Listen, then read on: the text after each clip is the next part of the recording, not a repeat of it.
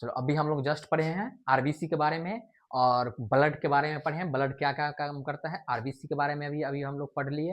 अब अगला टॉपिक है आरबीसी। अब ब्लड सेल में हम लोग पढ़े थे ना आरबीसी, डब्ल्यूबीसी, प्लेटलेट। आरबीसी हम लोग पूरा पढ़ लिए हैं। अब अगला हम लोग पढ़ते हैं डब्ल्यूबीसी के बारे में। ये जो डब्ल्यूबीसी है इसका पूरा नाम होता है व्हाइट ब्लड सेल। आरबीसी का क्या नाम था? Red blood cell. ये है व्हाइट ब्लड सेल। हम लोग अभी पिछले जब अभी जस्ट हम लोग पढ़े हैं, इसमें क्या पढ़े थे हम लोग कि रेड ब्लड सेल हेमोग्लोबिन के कारण लाल होता है। और डब्ल्यूबीसी का काम क्या है?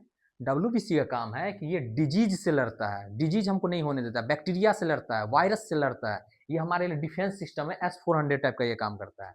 इसका केमिकल नेम है, एक और अदर नेम है ल्यूकोसाइट, लेकिन फेमस है ये डब्ल्यूबीसी से। ल्यूकोसाइट इसका केमिकल नेम है। अब देखते हैं, जैसे अभी हम लोग आरबीसी में देखे थे ना, कितना था? 45 से 60 लाख के आसपास था मेल में, फीमेल में वही 55 लाख के आसपास था। यहाँ क्वांटिटी देखते हैं, डब्ल्यूबीसी हमारे बॉडी में 4000 से 9000 होना चाहिए ही चाहिए। ये कम जाएगा फिर हमारे पास दिक्कत हो जाता है। क्या ज़्यादा हो जाएगा फिर भी दिक्कत हो जाता है। ज़्यादा हो जाने का ब्लड कैंसर हो जाता है, कम हो जाने का कारण भी दिक्कत होता है। ज़्यादा मेंटेन रहना चाहिए। इसमें कितना रहना चाहिए हमारे बॉडी में? डब्ल्यूबीसी 4000 से 9000 के आसपास रहना ही चाहिए। ये कितना दिन तक जिंदा रहता है? आरबीसी कितना दिन तक जिंदा रह रहा था? 120 दिन तक। ये कितना दिन तक जिंदा रहेगा? ये बस 7 दिन तक जिंदा रहता है, बस और बस 7 दिन। 7 दिन के बाद फिर नया बनता। बनता कहाँ से ये भी बनता है वहीं से, पूरा खून ही बनता है वहीं से, बोन मैरो से। अभी पेडिग्री वाला बनाए थे ना हड्डी, उसके अंदर से बन रहा था ना, वहीं से ये भी बनने का काम करता है। और ज़्यादा हो जाने पे ब्लड कैंसर हो जाने का काम करता है। और डब्ल्यूबीसी का हम प्रकार पढ़ते हैं। डब्ल्यूबीसी के अंदर में क्या सब आता है? न्यूट्रोफिल, इसोनोफिल, बेसिनोफिल और लिम्फोसाइट, मोनोसाइट। देखो न्यूट्रोफिल क्या काम करता है? मेन है यही, जब कोई वायरस या बैक्टीरिया हमारे पास आता है तो सबसे पहले लड़ने का यही काम करता है। पहले तो ब्लड हीट होकर मारना चाहता है। अगर हीट होकर मर गया तो ठीक है, अगर नहीं मार पाया ब्लड, हमारे बॉडी में बैक्टीरिया घुसना चाह रहा है, ब्लड पहले खूब हीट हो जाएगा। तुमको लगा हमको फीवर लग गया, फीवर नहीं लगा है, वो ब्लड बैक्टीरिया को मारना चाह रहा है। और उससे नहीं मारा तो न्यूट्रोफिल तुरंत तैयार है, एकदम बॉर्डर पर जैसे तैयार है तो तुरंत तैयार है कि अगर घुस गया तो ये मार देगा। अगर इससे भी बच के घुस गया, अंदर तक घुस गया, तब मारने। ये तो इसिनोफिल जो है ये हमारा एलर्जी उलर्जी से हमको बचाने का काम करता है। कभी नाक उक बहे तो ये नहीं करना है कि नाक बह रहा है, दवाई नहीं खाना है, 1-2 दिन तक पहले वेट करना है, क्योंकि बैक्टीरिया से लड़ने का काम हमारा कर रहा है डब्ल्यूबीसी उस समय। एलर्जी से, एलर्जी को ये दूर करता है। घाव वाव हो जाता है तो घाव सबको भरने का ये काम करता है। जब देखते हैं घाव हो गया 3-4 दिन में भर गया, यही भरा था हमारा घाव। बेसिनोफिल ये अलार्म सिस्टम है। इससे बच के अगर निकल गया धोखा से, अगर इससे नहीं मर पाया, बच गया ये न्यूट्रोफिल से, तब अलार्म बजा देता है ये न्यूट्रोफिल। बेसिनोफिल तुरंत अलार्म बजाता है कि बैक्टीरिया अंदर घुस गया है, तुरंत अलार्म ये बजाएगा। और अलार्म जैसे बजेगा कि लिम्फोसाइट जो है एक्टिव हो जाएगा।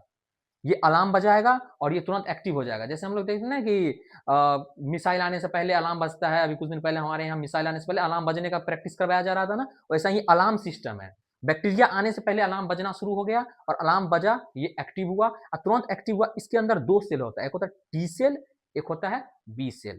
टी सेल क्या काम करता है? तुरंत उसको टारगेट करता है। जैसे हम लोग देखते हैं ना, कोई मिसाइल आ रहा है, तुरंत टारगेट करो उसको, पहले उसके बाद उसको हिट कर दो। वैसा ही बैक्टीरिया को पहले टारगेट करेगा। टी सेल, 2 टी होता है इसमें, टी से टारगेट, टी से ट्रिगर। एक इसमें जो लिम्फोसाइट है पहले उसको टारगेट करेगा, वो रहा मेरा मिशन। उसके बाद उसको तुरंत ट्रिगर कर देगा, मार देगा। अगर इससे भी बच गया, यहां से बच के आया, यहां से बच के आया, तो ये अलार्म बजा के ये मारने का शुरू किया। लिम्फोसाइट में अगर ट्रिगर ट्रिगर और टारगेट से टी सेल से बच गया, तब कहेगा भाई अब हमसे भी बच गया, अब तुम क्या करो, इसके लिए एंटीबॉडी बनाओ।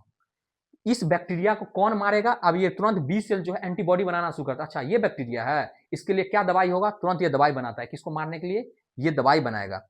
पहले ये खुद मारने की कोशिश करता है, अगर इससे नहीं मर पाया तो तब इसको कहता है तुम क्या बनाओ, एंटीबॉडी बनाओ इस बैक्टीरिया से लड़ने के लिए। तब ये तुरंत एंटीबॉडी बनाना शुरू कर देता है और एंटीबॉडी बना के उसको मार दिया। और इससे भी अगर नहीं मारा, यहां से भी बच गया, तब अंतिम में मोनोसाइट मारेगा। यहां पर कंफर्म मर ही जाएगा वो बैक्टीरिया। अगर यहां भी नहीं मर पाया, यहां पर अगर नहीं मर पाया, तब अंतिम में वो हमको डिजीज कर ही देता है। वो पहली बात, यहां तक हमको मारने का काम करता ही करता है हमारा बॉडी, और कुछ नहीं है। बस देखो इतना हमारे पास ये डब्ल्यूबीसी इतना मेंटेन कर रहा है हमारे बॉडी को कि हमको बीमारी नहीं होना चाहिए। यहां से ये बचा रहा है। पहले तो ब्लड खुद ब खुद हीट होकर मार दिया, वहां से बच गया तो न्यूट्रोफिल इसको मारेगा, यहाँ से भी घुस गया अंदर तो इसको बेसिनोफिल अलार्म बजा देगा, अलार्म जैसे बजाएगा कि तुरंत एक्टिव हो जाएगा, और एक्टिव होकर तुरंत टारगेट करेगा, उसको मार देगा। और इससे भी बच के वो निकल गया, तब इसको कहता है तुम एंटीबॉडी बनाओ तब इसको मारो। अगर ये इससे भी बच गया तो लास्ट में लास्ट मोनोसाइट मार ही देगा, और यहां से बच गया तब हम बीमार पड़ेंगे 100%, तब डब्ल्यूबीसी हमको नहीं बचा पाया। लेकिन पूरी तरह से डब्ल्यूबीसी कोशिश करता है इसको बीमार नहीं होने देना है। इसलिए अगर साल में हम एक बार बीमार हो रहे हैं, इसके लिए खुश नहीं, ये दुखी नहीं होना है कि मेरा डब्ल्यूबीसी काम नहीं कर रहा है। साल में प्रत्येक सेकेंड हमारा डब्ल्यूबीसी बैक्टीरिया से लड़ने का काम कर रहा है। अगर वो एक सेकेंड भी मिस कर गया लड़ने से, तब हम बीमार पड़ जाते हैं। अगर साल में एक दिन बीमार हुए तो डब्ल्यूबीसी को थैंक्स करना चाहिए, क्योंकि साल में वो अगर एक सेकेंड के लिए मिस किया तब तुमको बीमारी हुआ। साल में अगर एक दिन के लिए मिस कर दे तो तुम ऐसे ही मर जाएंगे हम लोग। तो डब्ल्यूबीसी हमारे बॉडी में ऐसे काम करता है, पूरी तरह से डिफेंस सिस्टम लगा हुआ है।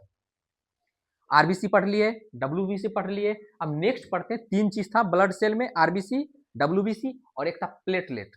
प्लेटलेट के बारे में अभी हम लोग चर्चा किए थे कि खून कट जाता है तो खून जमाने का काम करता है, क्लोटिंग करने का काम करता है, responsible for blood clotting, blood को जमाने का ये काम करता है।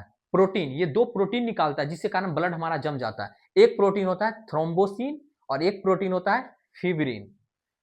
ये दोनों प्रोटीन जो होता है हमारा ब्लड को जमाने का काम करता है। बाहर ब्लड जब बाहर निकलता है तब ये दोनों एक्टिव होकर इसको जमा देता है।